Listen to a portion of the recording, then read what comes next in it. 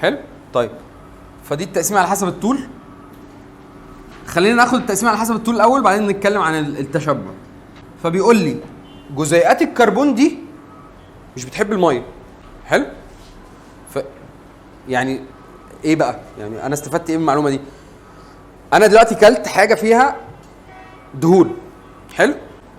الدهون دي عشان الجسم يعرف يستخدمها لازم تعدي في الدم وبعدين تعدي توصل للكبد والكبد يبدا يستخدمها ويوظفها بشكل كويس في الجسم.